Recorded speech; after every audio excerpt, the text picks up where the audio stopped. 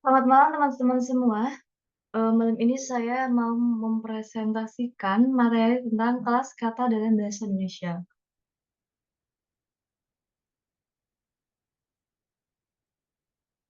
Batasan dan ciri dari berbagai kelas kata. Perkenalkan nama saya Aulia Resti Maharani dari Universitas Terbuka Prodi Sastra Inggris. Ada apa aja kelas kata? Ada 6. Yang pertama, verba, adjektiva, nomina, pronomina, adverbia, dan kata tugas. Verba dan adjektiva.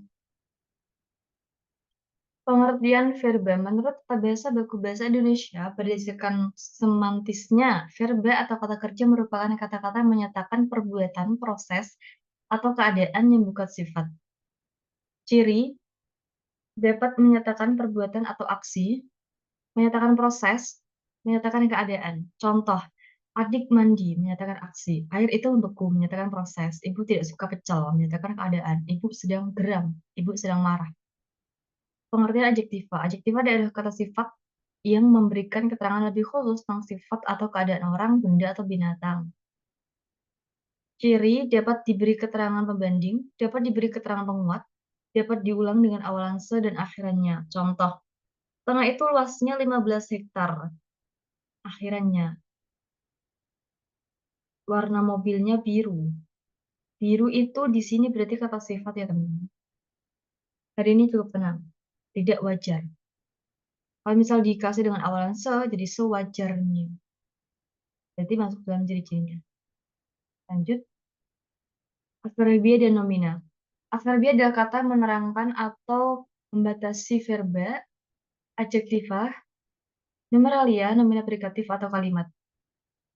Ciri-cirinya, memberikan informasi tambahan tentang cara, waktu, tempat, atau alasan.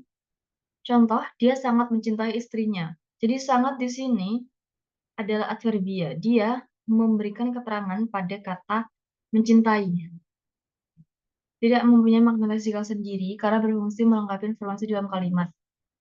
Berfungsi sebagai kata keterangan yang memberikan keterangan pada kata kerja dalam kalimat. Contoh, Adit selalu membantu ibunya berjualan sepulang sekolah. Jadi sepulang sekolah, Adit pasti membantu ibunya berjualan.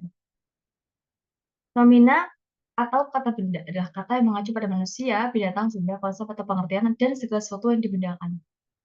Ciri-cirinya menduduki fungsi subjek, objek, dan pelengkap. Adit membantu Doni mengerjakan PR matematika. Adit di sini sebagai kata benda, Doni juga sebagai kata benda, PR matematika di sini juga sebagai kata benda, walaupun dia keterangannya sebagai pelengkap. Tidak dapat dibatasi oleh kata tidak. Umumnya dapat diikuti oleh adjektif, baik secara langsung maupun dengan antara kata yang. Kucing yang lucu, kucing yang pintar, kucing lucu, kucing pintar. Lanjut, kata tugas. Kata tugas tidak memiliki arti leksikal, melainkan hanya mempunyai arti gramatikal. Karena itu, sebelum bergabung dengan kata lain dalam frasa atau kalimat, ia belum bisa dimaknai. Ciri dan batasan tidak memiliki makna sendiri tapi penting dalam struktur kalimat, meliputi preposisi, konjungsi, partikel. Tidak mudah mendapat pengaruh dari unsur lain. Contoh, di dan yang ke. Dari pronomina. Pronomina adalah kata ganti yang menggantikan nomina atau menghindari,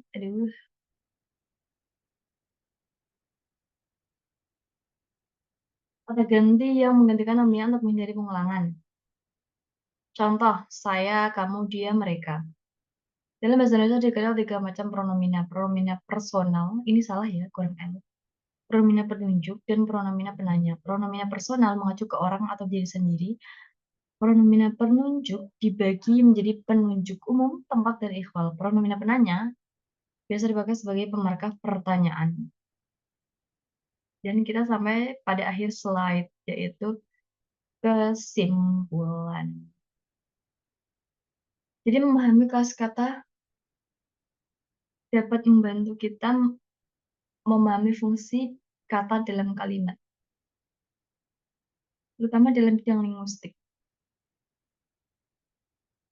Eh, Kita perlu untuk memahami kelas kata karena itu sangat penting terutama dalam penulisan karya ilmiah seperti tesis, skripsi, dan karya ilmiah yang lain. Itu aja ya teman-teman dari kali ini. Apabila ada kekurangan, saya mohon maaf yang sebesar-besarnya. Wassalamualaikum warahmatullahi wabarakatuh. Terima kasih.